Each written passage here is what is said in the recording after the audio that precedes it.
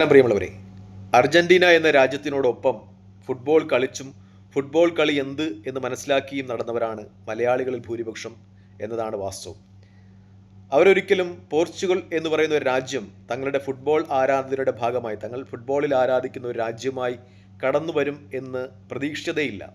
എൻ്റെയൊക്കെ ബാല്യകാലത്ത് Argentina, Brazil, Italy, Germany എന്നീ രാജ്യങ്ങളിലായിരുന്നു ആരാധക വൃന്ദങ്ങൾ ഇങ്ങനെ കുടുങ്ങിക്കിടന്നത്. അന്നൊരിക്കലും പോർച്ചുഗൽ എന്ന് പറയുന്ന രാജ്യം മലയാളി ഫുട്ബോൾ ആരാധകരുടെ ഒരു ഭാഗമായിരുന്നില്ല എന്നതാണ് യാഥാർത്ഥ്യം.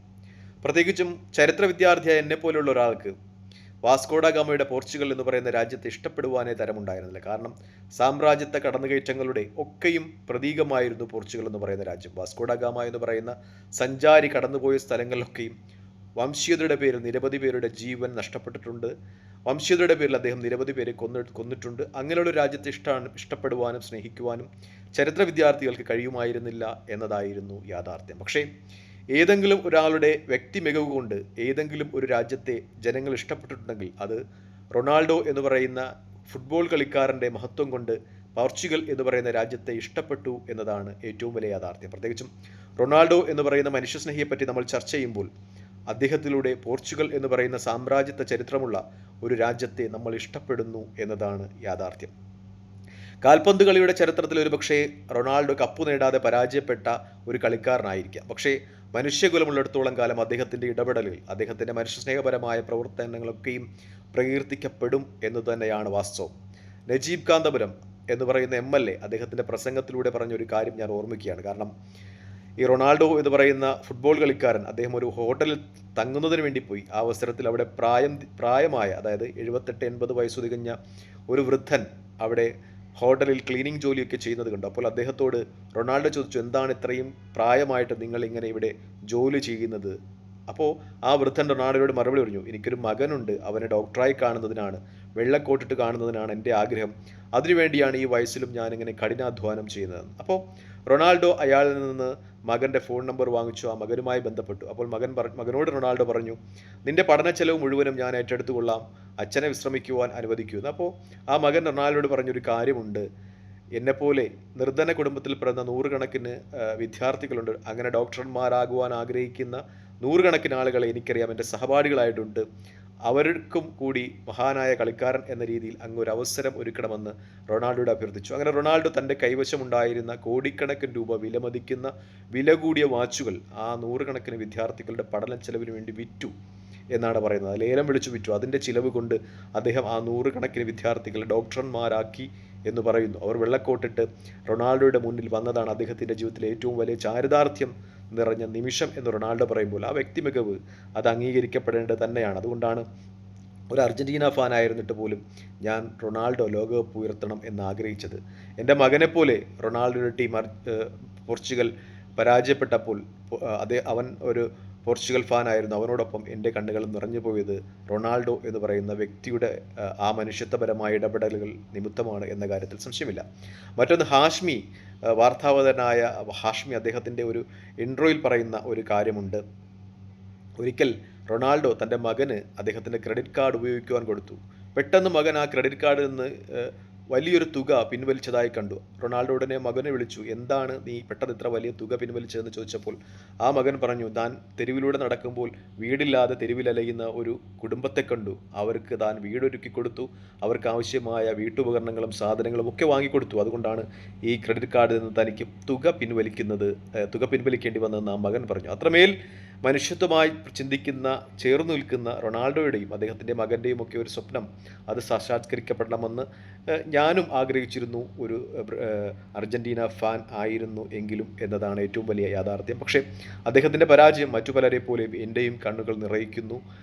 മനുഷ്യത്വപരമായ ഒരുപാട് ഇടപെടലുകൾ അദ്ദേഹത്തിൻ്റെ ഭാഗത്തു നിന്നുണ്ടായിരുന്നു. പ്രത്യേകിച്ചും ഗസയിലെ കുട്ടികൾ, അവർക്ക് വേണ്ടി അദ്ദേഹം നടത്തിയ പുനരധിവാസ പ്രവർത്തനങ്ങൾ, ഇസ്രായേലിൻ്റെ സാമ്രാജ്യത്തെ എതിർത്തുകൊണ്ടുള്ള അദ്ദേഹത്തിൻ്റെ നിലപാടുകൾ ഒക്കെയും പ്രകീർത്തിക്കപ്പെടേണ്ടത് തന്നെയായിരുന്നു.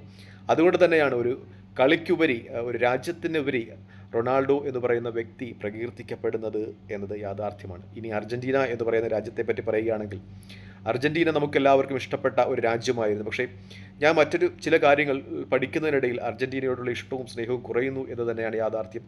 അതിനൊരു പ്രധാനപ്പെട്ട കാരണങ്ങളൊന്ന്, ലോകം ചുറ്റി സഞ്ചരിക്കുന്ന മാഹീൻ എന്ന് പറയുന്ന എൻ്റെ നാട്ടുകാരൻ കൂടിയായ ഹിച്ചിക് നൊമാഡ് അദ്ദേഹത്തിൻ്റെ ഫേസ്ബുക്ക് കുറിപ്പ് കാണുന്നതിനിടെ അദ്ദേഹം പറയുന്നത് താൻ ബ്രസീലിലും അർജൻറ്റീനയിലുമൊക്കെ സഞ്ചരിക്കുന്നതിനിടയിൽ ബ്രസീലുകാരുടെ ഒരു സ്നേഹവും ഇഷ്ടവും ഒക്കെ കണ്ട് അവരോട് മനുഷ്യത്തോടുള്ള അവരുടെ പെരുമാറ്റം കണ്ട് അർജൻറ്റീന ഫാൻ എന്ന രീതിയിൽ ഞാൻ ബ്രസീൽ ഫാൻ ആയി എന്നാണ്. ഞാൻ ജനിച്ചു വളർന്നപ്പോഴോ അല്ലെങ്കിൽ കളി കണ്ട് തുടങ്ങിയപ്പോഴോ ഒക്കെ ഒരു അർജൻറ്റീന ഫാനാണ്. പക്ഷേ അർജൻറ്റീന എന്ന് പറയുന്ന ടീമിനെ ശ്രദ്ധിക്കുമ്പോൾ മനസ്സിലാകുന്ന ഒരുപാട് കാര്യങ്ങളുണ്ട്.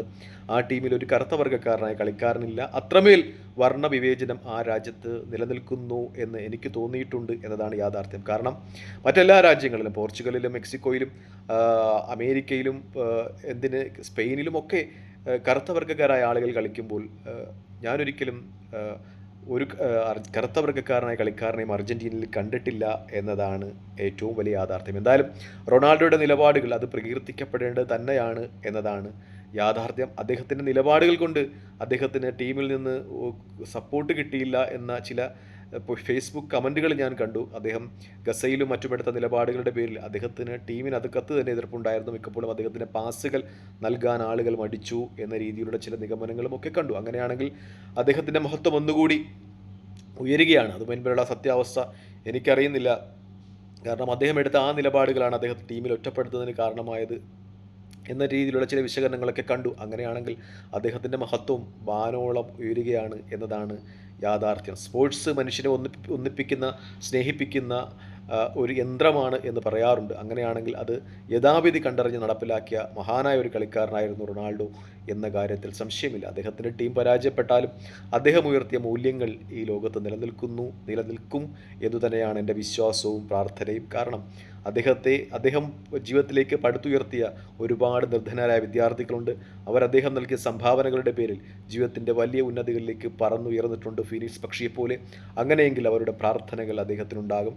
അദ്ദേഹം ഒരു ഫുട്ബോൾ കളിക്കാരനായി ഒരുപക്ഷെ ലോകകപ്പിൽ മുത്തമിട്ടിട്ടുണ്ട് എങ്കിൽ മറ്റു പലരെയും പോലെ അദ്ദേഹം വിസ്മൃതിയിലേക്ക് മറന്നുപോയനെ. എത്ര പേർ സിദാനെ ഇപ്പോൾ ഓർക്കുന്നു, എത്ര പേർ റൊണാൾഡോയെ ഓർക്കുന്നു. അതുപോലെ ഒരുപക്ഷെ അദ്ദേഹം വിസ്മൃതിയിലേക്ക് മാഞ്ഞുപോയനെ. പക്ഷേ മനുഷ്യത്വപരമായ അദ്ദേഹത്തിൻ്റെ നിലപാടുകൾ, അദ്ദേഹത്തിൻ്റെ സമീപനങ്ങൾ, പ്രത്യേകിച്ചും അദ്ദേഹം കയ്യിൽ ടാറ്റു പോലും അടിച്ചിട്ടില്ല എന്നാണ് വായിക്കുവാൻ കഴിയുന്നത്. കാരണം അദ്ദേഹം നിരന്തരം രക്തദാനം ചെയ്യുന്ന ആളാണ്. അതുകൊണ്ട് തന്നെ ടാറ്റു കയ്യിൽ കുത്തിയാൽ അത് രക്തദാനത്തിന് തടസ്സമാകും.